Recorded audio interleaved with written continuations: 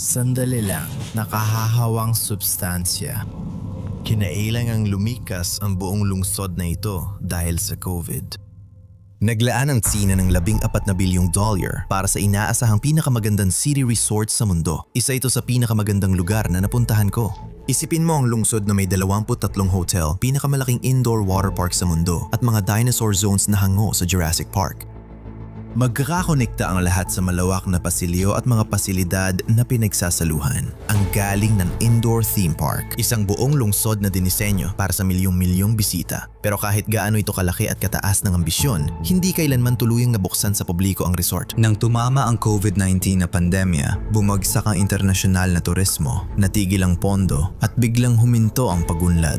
Ngayon, nandito na lang ito. Ako si Steve Ronin, naglalakbay ako sa buong mundo para idokumento ang mga natatagong lugar. Nalaman kong may ganitong lugar habang nasa China ako, kaya hindi ako papayag gumalis nang di nakapasok dito. Simple lang ang layunin ko, galugarin ang pinakamaraming gusaling posible at idokumento ang lahat bago kami mapatigil ng seguridad. Maniwala ka, mas mahirap gawin yan kaysa sabihin.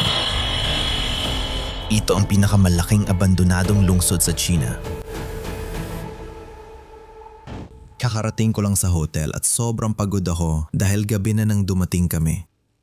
Kita-kits tayo bukas ng umaga. Saan ko sisimulan ng kwento? Ito ay kinunan noong taglamig ng 2023 sa panahon na nakatira ako sa China sa halos buong taon na yon. Anyway, meron akong trip na gusto ko talagang tumira sa ibang bansa ng isang taon kaysa dumaan lang bilang turista. Pero hindi naman yun ang punto.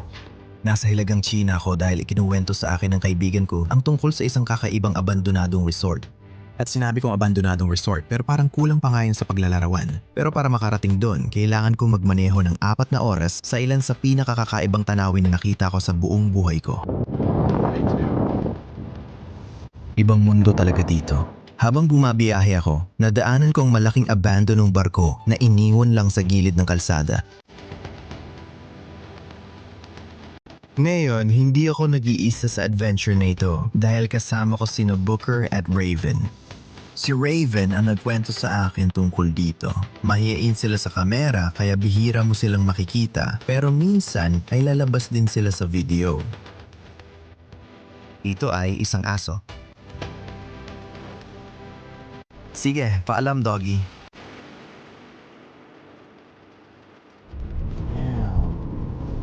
Dapat ba nating tingnan ito rin? Hanggang ngayon, hindi ko pa rin alam kung ano ang lugar na ito. Palaging sinasabi ng kaibigan ko na dadalhin niya ako sa abandonadong resort pero nagdududa na ako na niloloko lang niya ako, lalo na nang magulat ako sa sumunod na nangyari. Siguro abandonado, karang kaibigan ko lang naman siya, sabi ko. Syempre naman. May mga kagandahan na para lang talaga sa isang tao. Hindi ganon. Hula ko, mura lang siguro ang upa dito. Grabe, ang wild nito. Karamihan sa mga gusaling to, mga 90%, inabandona na lang. Ang laki ng gusaling yon.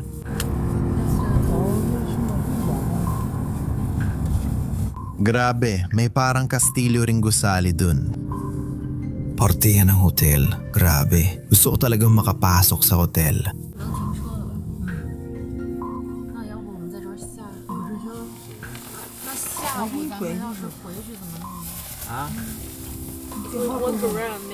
Oo, maglakad lang tayo at tingnan kung saan pwede pumasok. Nandito naman tayo halos buong araw, kaya hanggang sa lumubog ang araw siguro. Pagkalabas ko pa lang, agad kong naramdaman. Hindi lang ito basta-bastang abandonadong bayan. Isang buong lungsod ito. Saan kaya tayo unang pupunta? Di ko alam, siguro tingnan muna natin yung hotel. Oh, anong palagay nyo? Sige. So, anong gagawin ng driver natin? Maghihintay lang ba siya dito o iikot-ikot lang? Sige. Alright, I hope. Sana nga. Sana kumita siya dito. Medyo naawa ako. Kailangan pang magmaneho ng lalaki papunta rito sa parang abandonadong lugar. At sa tingin ko, wala namang kukuha ng DD taxi dito. Iyan ba ang karatula para sa theme park o sa resort? Salamat sa pagbisita. Yun bang bayan? Iyan ang bayan. Salamat sa pagbisita. Pare, nakakalungkot makita na ganito na ang bayan. Dati, abala at masigla pa ang lugar na ito. Dati, maraming pumupunta dito para magbakasyon at mag-enjoy kasama ang pamilya. Hayaan mo sabihin ko sa'yo, parang isang malaking palaruan ng lugar na to noon. Kami ng mga kaibigan ko, parang amin lang ang buong lugar. At habang naglalakad kami, lalo naming napagtanto kung gaano karami ang pwedeng gawin dito. Sobrang astig talaga. Wow, ayun na yung booth. Sa palagay ko, unang makikita natin ang water park na Sweetland. Tingnan mo yon, ayan ang karatula. Masyadong malamig para pumunta sa water park na yon. Masaya ito. Hindi pa ako nakapunta sa ganitong klase ng bayan sa buong buhay ko. Kailangan lang nating humanap ng paraan para makapasok. Katabi nito ang isang abandonadong parke ng Aliwan.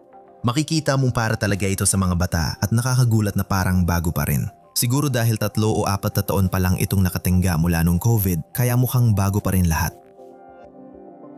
Mukhang nagbebenta ng mga tinapay at panghimagas ang gusaling yan.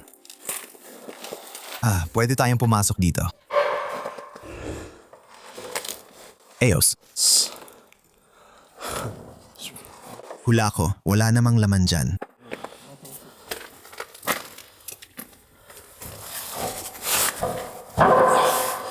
Walang laman.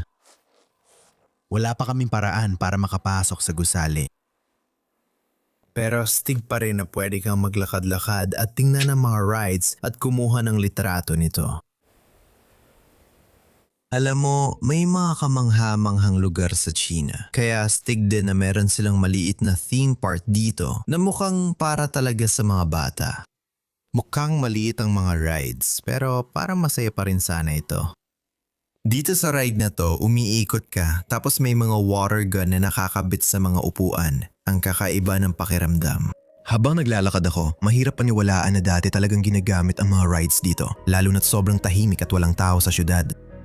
Parang hindi totoo lahat. Buong araw, pakiramdam ko naglalakad ako sa panaginip. Katulad ng kakaibang itsura ng sinaunang dambana na susunod naming pupuntahan, parang papunta kami sa abandonadong lugar ng templo. Astig. Literal na pwede ka lang pumasok. Nandiyan lang mismo sa harap ko. Wow, tingnan mo yan. Get that. Weird na nilokang templo pero pwede pa rin magdasal dito kahit inabandona na. Ano nakikita mo? Kahit sa isang lugar na ganito na nakalimutan na, mukhang may naglock pa rin ang mga pinto ng sagradong lugar na ito. Oo nga, kaya baka may mga tao pa rin nag-aalaga sa lugar na ito. Kakapasok lang namin dito sa inabandona na dambana o maliit na lugar ng pagdarasal. Sobrang init dito sa loob, di ko alam bakit. Ayokong umalis dito pero kailangan naming magpatuloy. Tamaka, dito na lang tayo mag-camp dahil mainit dito.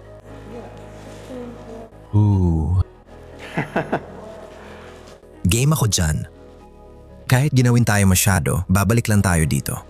Ang laki ng lugar na to. Hindi ko alam kung saan magsisimula pero may isang gusali agad na pumukaw ng pansin ko. Siguro ito na ang pinakamalaki dito. At sobrang interesado ako malaman kung ano ang nasa loob nito.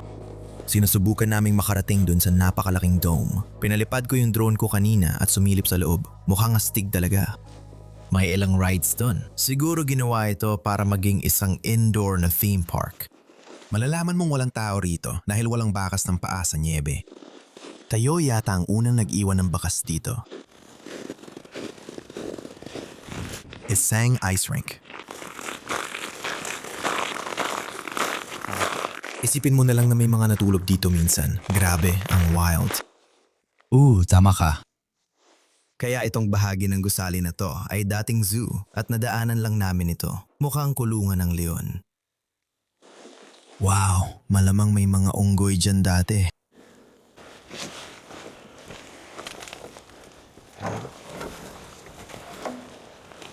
Grabe naman. Ko lang ang nasa loob nito. Anong palagay mo? Sa tingin mo, anong hayop ang tumira dito? Mag-iwan ng komento sa ibaba. Sige, nakita na natin ang daan papuntang dome. May isang trabahador na parang sumisigaw sa amin pero wala naman siya magagawa dahil hindi rin siya security. Yun ang una. Yun ang unang Chinese Karen na nakita ko. Wow! Ang astig nito.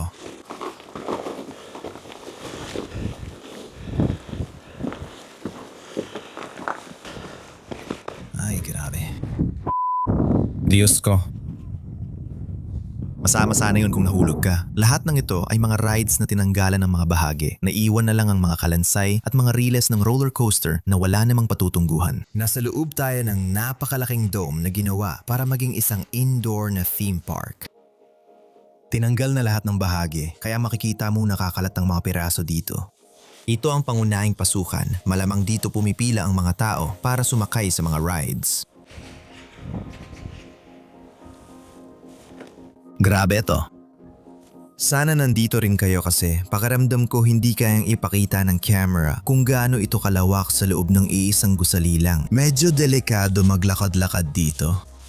May mga siwang sa sahig kaya mag-ingat ka.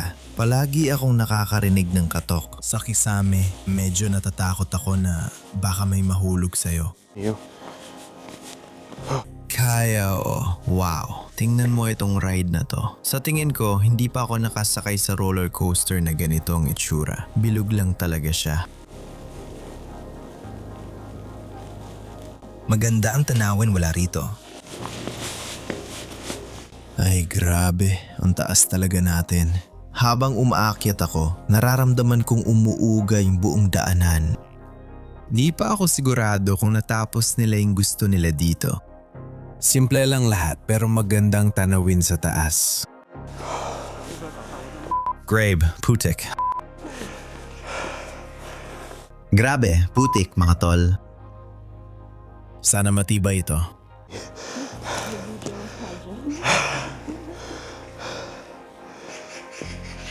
Mukhang dati may roller coaster din na nakakabit dito noon. Oh, ibang klaseng ride. Grabe, maglalakad ako sa mga bakal na biga. Grabe, talaga, tignan mo to. Hindi naman ako masyadong takot sa mataas. Tara! Yung indoor na theme park. Paulit-ulit kong sinasabi na baka ito nga yun, pero sa mga nakakalat na materyales, parang halo ito ng indoor na theme park at water park na may malaking water slide. May sense din, astig yun. Yung gusaling hugis itlog, kakaiba talaga. Ano tingin nyo dito? Yung susunod, mas wild pa. Parang galing talaga sa Jurassic Park. Hintayin nyo munang makita ito. Ang ganda, nakapasok tayo. Kaya parang may greenhouse dito. Kaya naglalakad tayo sa loob ng hotel. Ayan ang pangalan, The Jane Man Hotel. Grabe talaga. Direktang nakakonekta ang hotel sa isa sa pinakakakaibang tampok ng Ghost City na ito. Isang napakalaking indoor botanical garden. May mga bulaklak pa rin tumutubo rito. May nagdididilig pa rin sa kanila. Sa kabila ng pagkabulok, may nabubuhay pa rin.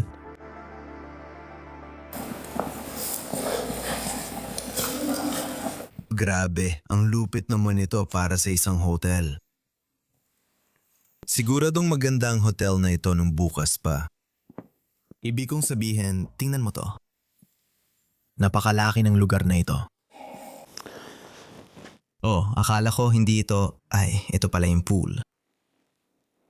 Akala ko parang fountain lang ito, pero makikita mo na may malalim na bahagi dun. May mga bulaklak pa ring tumutubo dito sa paligid. Siguro medyo inaalagaan pa rin ang lugar na ito. Totoong mga bulaklak ang mga ito dito.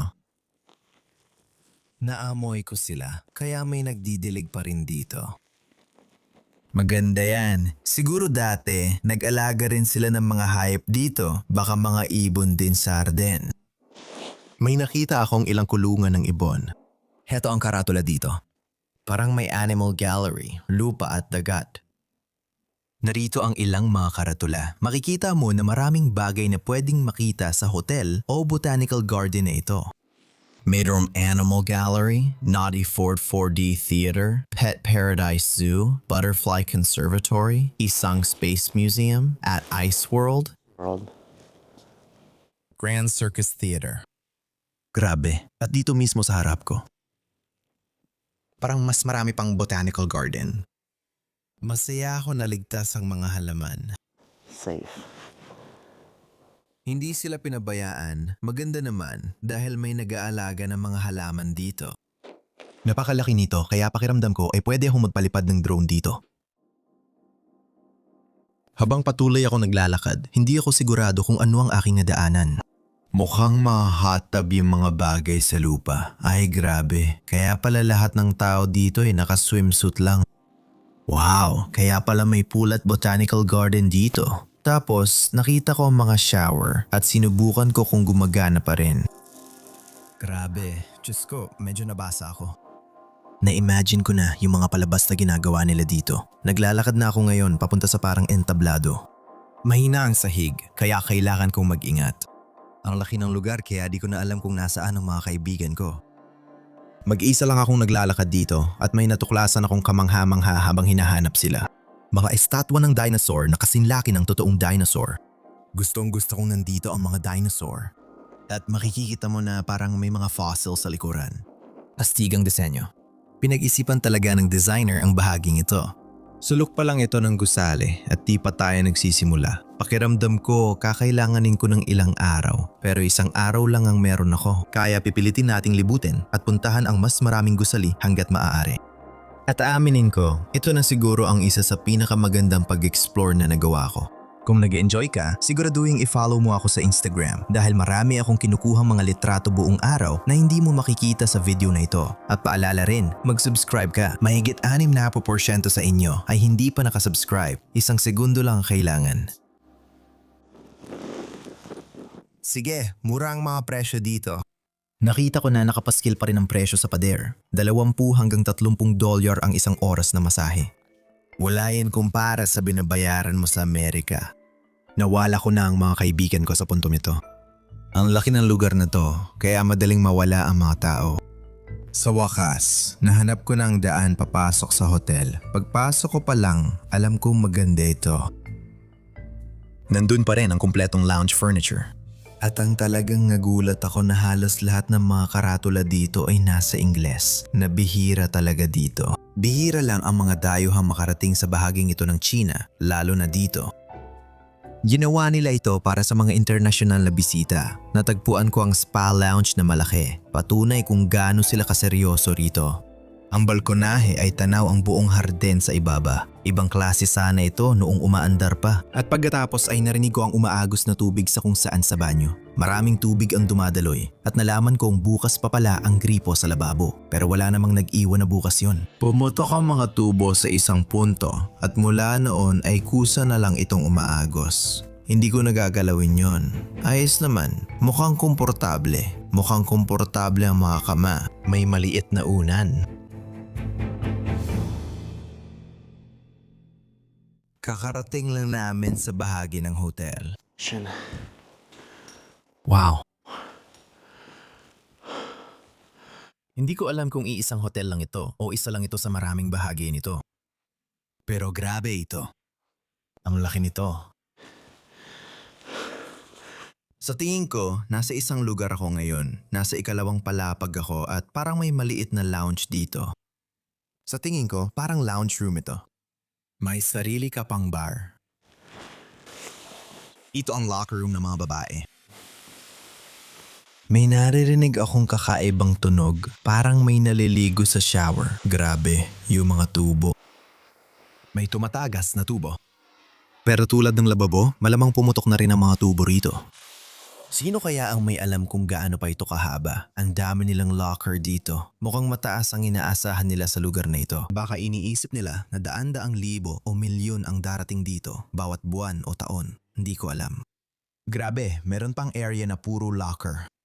Hindi talaga ito natatapos. Hindi ko na lang papapagurin ng sarili ko. Maglakad pa ron.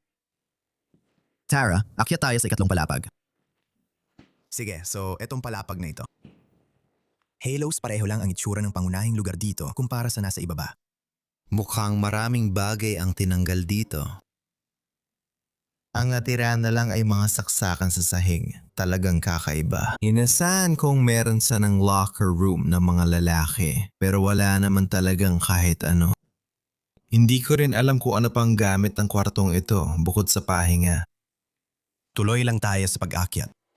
Gusto ko nang makita ang mga kwarto ng hotel. Sa tingin ko, nandito na ang mga kaibigan ko. Oy, kakita ko lang sa mga kaibigan ko. Sabi nila, halos magkakamuka ang mga palapag pero mas maayos daw sa itaas. Akit ako doon ng mabilis para lang ipakita sa inyo kung anong itsura. Sige. Ito na ang huling palapag. Kaya magandang halimbawa ito kung paano ginagamit ang mga kwartong ito. Mga lounge room ito. Siguro pupunta ka rito pagkatapos mong maligo sa swimming pool. Parang spa world na rin ito.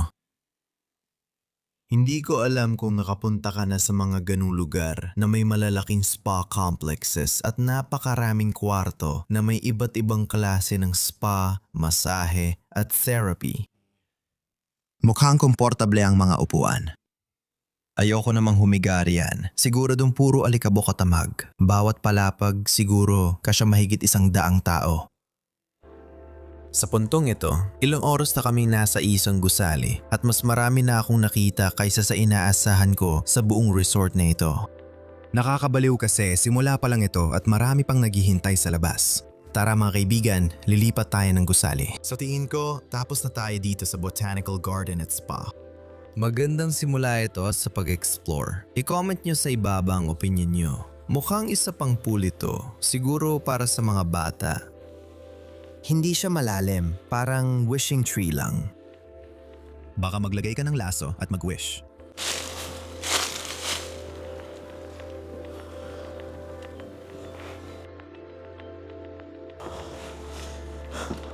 May isa pang bahagi.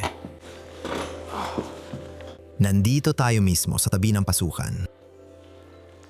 Parang maliit na palaruan ito para sa mga bata. Sa tingin ko makakakuha tayo ng magandang litrato kasamang mga bola.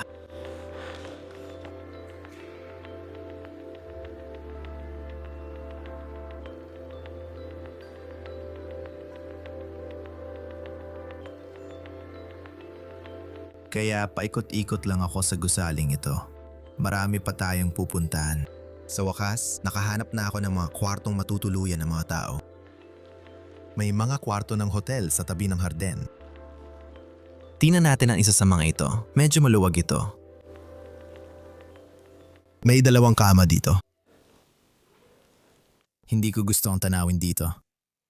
Mula dito, kita mo na ang paradahan at pwede ka ring lumabas direkta sa magandang harden. Pare-pareho ang itsura ng mga kwarto. Nagtataka ako kung ano kayang isa sa mga tent na ito. Diyos ko, ang laki pala. Mayroong bayan ng Alak, Malaysia Recital, Shangri-La Dream Baths, Shando Hot Spring Park, Water Kingdom. Grabe, nasaan na ba talaga tayo? Kawili-wili. Diyos ko. Parang sobrang laki talaga nito. Ang lalim pala niyan. Oh, pwede tayong pumasok. Sige, nasa pinakaitas na kwarto na tayo ngayon. Pakiramdam ko, hindi magkakapareho ang itsura ng mga kwarto. Ginamit ang gusaling ito para sa masahe at paggamot gaya ng cupping, isang therapy sa Chinese medicine na gumagamit ng pinainit na tasa sa balat para sa suction, nagpapataas ng daloy ng dugo at nagpapaluwag ng tensyon. Narito ang silip sa indoor water park. Ano ba yan? Pirate 3 ito, pirata rin ang tema nito. Oh, kailangan nating hanapin yon. Oh, may karatula na nagsasabing papunta tayo sa 4D Theater pero may isa pang karatula na nagsasabing Peacock Restaurant. Tingnan natin, mahilig talaga ako sa sorpresa.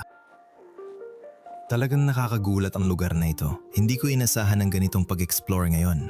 Parang nasa kung anong klaseng restaurant tayo.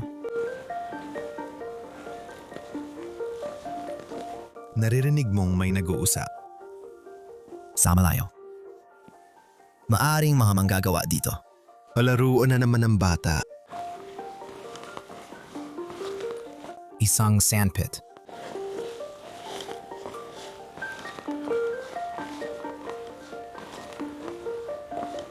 At isa pang ball pit. Okay din, katabi lang ng restaurant. Pwedeng kumain ng pamilya habang naglalaro ang mga bata. Biglang may ugong kaming narinig ng mga kaibigan ko. May mga construction worker pala sa loob. Hindi ko na video ang parteng ito, pero umakyat kami at kinausap sila. Ngayon, chill lang ang mga trabahador at wala silang sinasabi sa amin.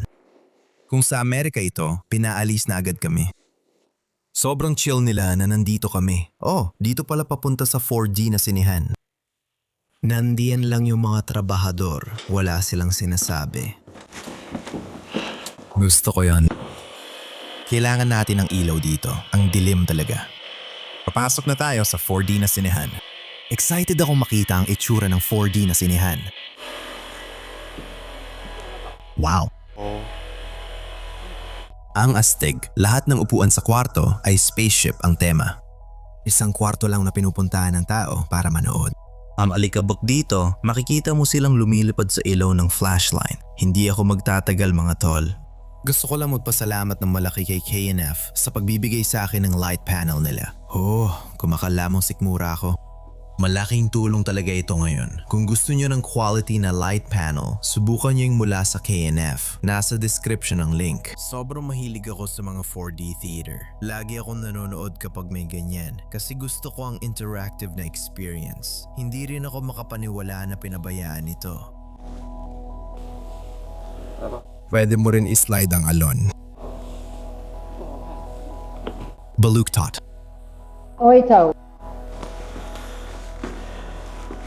Dito pa rin ang mga projector na bihira mangyari.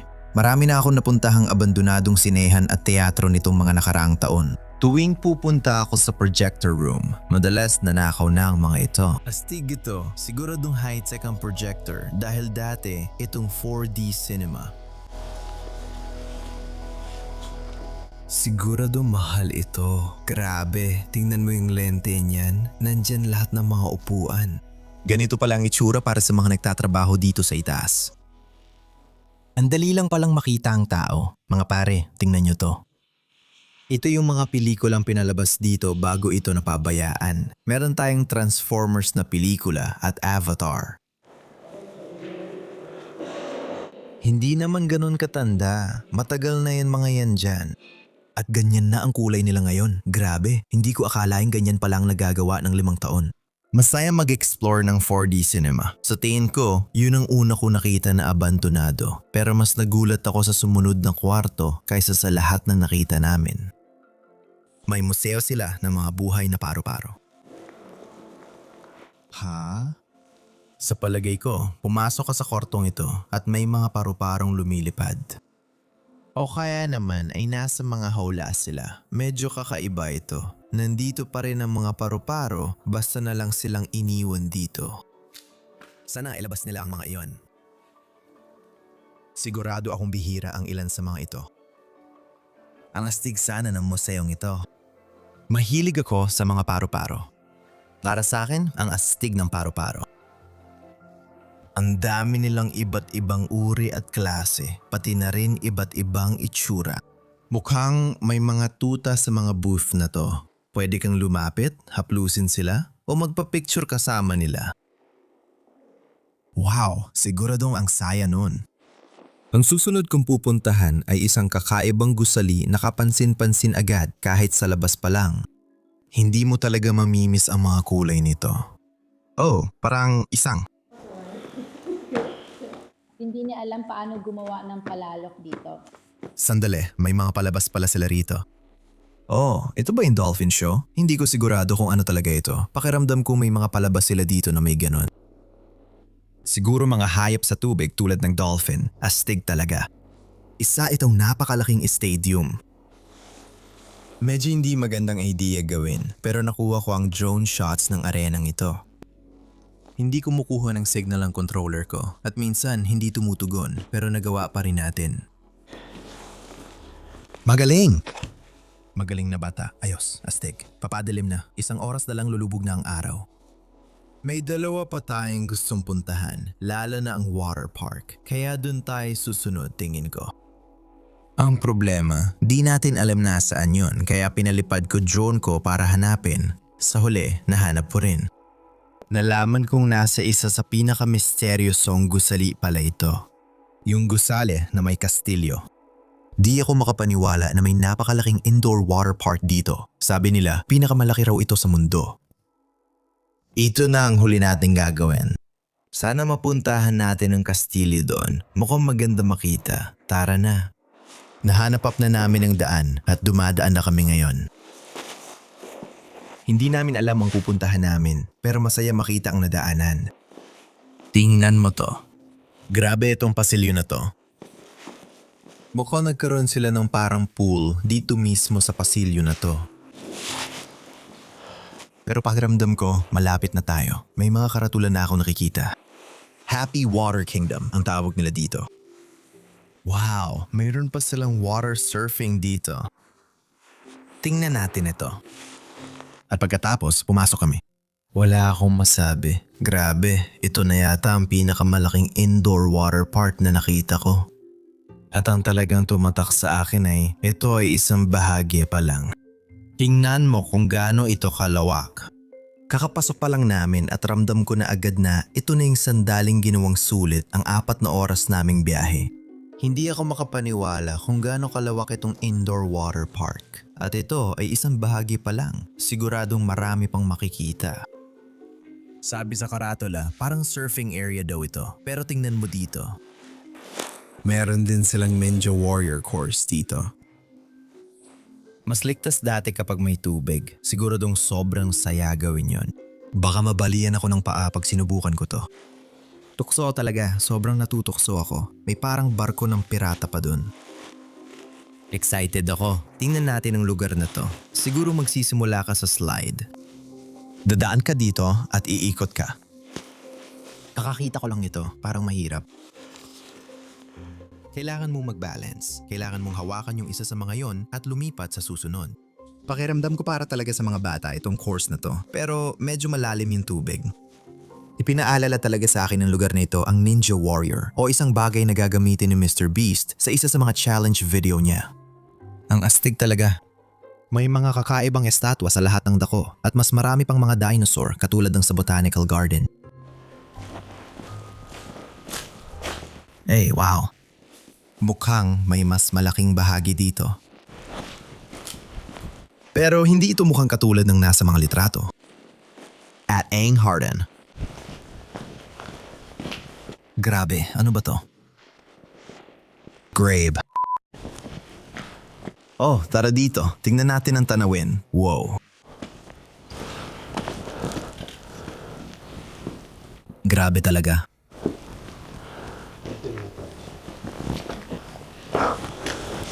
Kakaiba talaga ito. Sobrang laki ng indoor water park na ito at may go-kart pa para maghatid ng tao mula sa isang punto papunta sa kabila. Parang kasing laki ito ng isang football field. Sa tingin ko, may maliit na locker room section dito kung saan iniiwan ng mga tao ang kanilang gamit bago sila sumakay sa ride na ito. Ang layo talaga. Hindi ko alam ang mararamdaman ko kung pupunta ako sa water park at maglalakad hanggang dulo. Sobrang tatama rin akong gawin yun.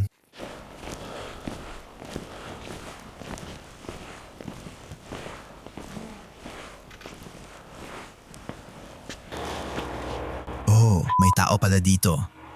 Parang track, sana hindi tayo mapaalis. Pero malamang isa ito sa mga water ride na sasakyan ko. Hindi niya yata tayo nakita. May parang trabahador dito na may track. Sa tingin ko, ayos lang naman tayo. Sa ngayon, okay pa naman tayo. Grave. Sa tingin ko, ito sana ang paborito kong water slide. Kailangan ko lang maging palihim dito. Hindi mo alam kung paano magre-react ang taong ito. Medyo nainis yung isang trabahador na nandito kami. Kaya mananatili muna kami mag-isa. Mag-oobserba lang kami sa nangyayari doon kasi nasa kabila sila. Kailangan nating pumasok sa ride na to.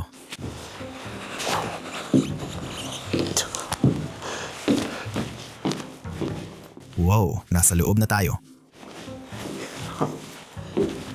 Hindi ko pa rin kaya.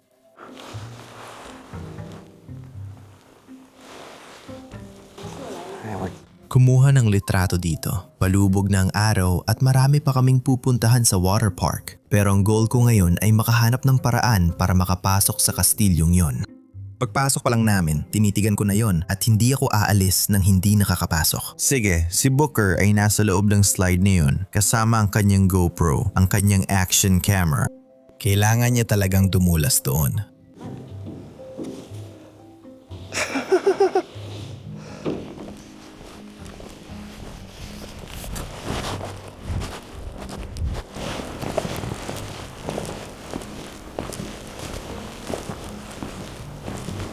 Lumalapit na tayo sa mga manggagawa. Malalakas ang tunog ng pukpok. Medyo kinakabahan ako. Pero nakarating na tayo sa pirate na water slides. May kakaibang dating. Hindi kasing laki ng ibang slides na nakita natin kanina. Oh, andiyan ang mga manggagawa. Putek. Minanervyos ako. Mukhang dito na nga talaga tayo dadaan. Heto na tayo. Di ako sigurado sa tibay na abandonadong water slide, pero ngayon, okay pa.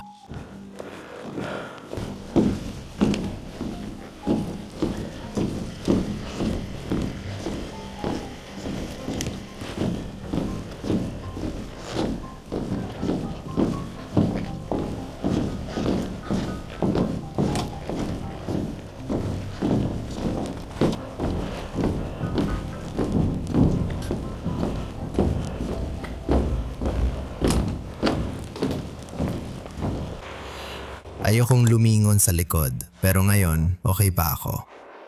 Wala silang sinasabi o sumisigaw sa atin. Sa tingin ko, ayos lang tayo. Wow! Gusto ko nakikita ko dito. Naglalakad tayo sa isang pool na may mga kama ng jacuzzi, mga shower at mga estatwa ng elepante. Ang ganda sana nito. Umalis na sila. Wala man lang silang pakialam.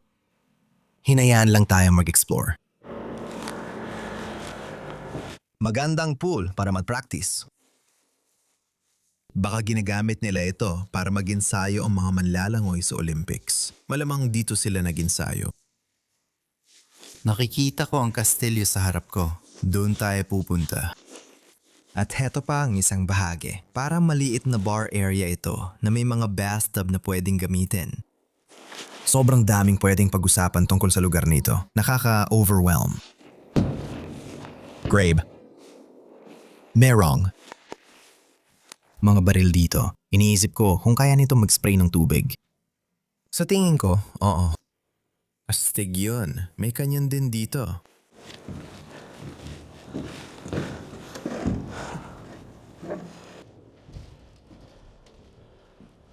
Nasa ilalim tayo ng kastilyo ngayon. Ang tanging daan paakyat ay ang mga hagdang ito. Tingnan natin kung saan ito papunta.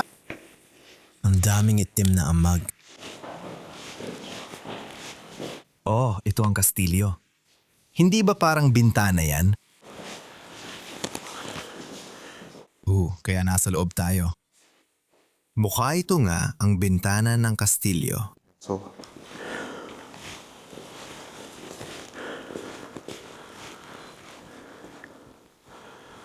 Wow. Ang daming amag dito sa loob. Talagang para ito sa mga babae at sa kanilang mga anak at kung sila ay buntis. Pagod na ako sa puntong ito.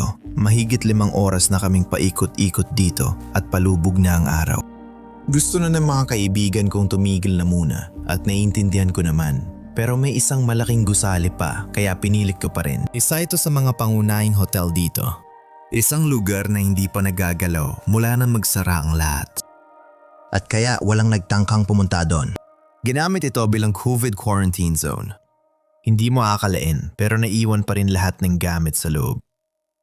Sobrang laki talaga ng lugar na to. Halos dumidilim na. Ayos. Sandali lang. Nakakahawang sangkap. May nakakahawang sangkap ito. Kinilabutan ako dito. Ayoko ng tunog na iyon. Mukhang pumasok tayo sa isang hotel.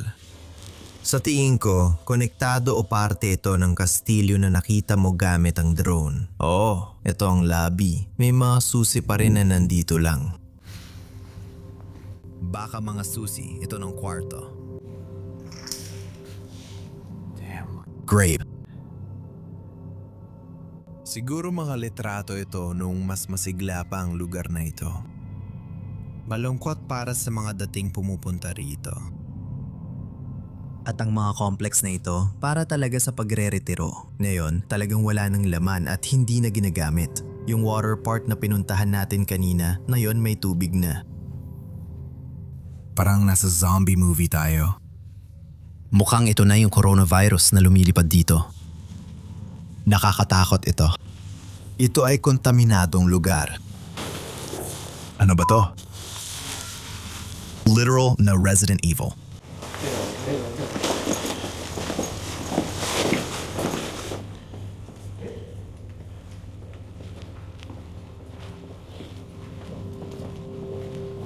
Tingnan natin kung kaya mo. Ayos, kaya mo pala. Iyan na ba yan? Ooh. Water park? Kakaiba yan. Parang nasa isang horror na pelikula tayo ngayon.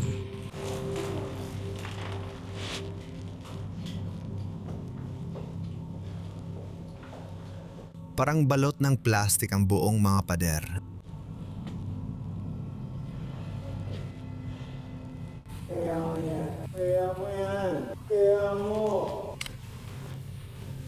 Walang kuryente.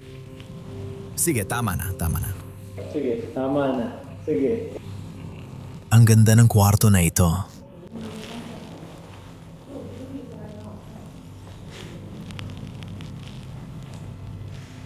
Tatlong kama ito. Sinabi ko na ito sa simula, pero alam mo, paalala lang, kinailangang lumikas ang buong lungsod na ito dahil sa COVID. Ginamit yata nila ang hotel na ito bilang quarantine zone. Kakaiba na lahat ay may takeb na plastic. Kaya sa tingin ko, kinailangan lumikas ng mga tao dito dahil masyadong maraming nahawa ng COVID-19. Sa totoo lang, halos nalibot na namin lahat ng kwarto dito sa hotel at dumidilim na ngayon. Sa palagay ko, panahon na para umalis. Sobrang sakit na ng mga paa ko. Hanapin na natin yung iba. Uy, kumakalam ng sikmura ko. Nagugutom na ako. Dito na nagtatapos. Salamat sa pagsama sa adventure na ito. Ito talaga ang gusto kong gawin. Maghanap ng ganitong lugar at isama kayo para maranasan.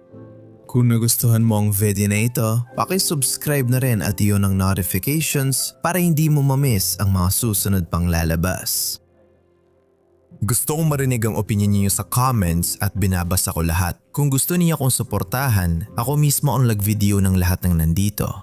Ang mga biyahe, ang pag-edit, ako lahat ang gumastos para dito. Ako lang ang nagpundo ng lahat ng ito. Kaya kung gusto ninyong makatulong para magpatuloy ito, pumunta lang sa steberon.com at pag-isipang maging miyembro. Malaking bagay ito para sa akin. I-click ito para sa susunod kong video at magkita tayo roon.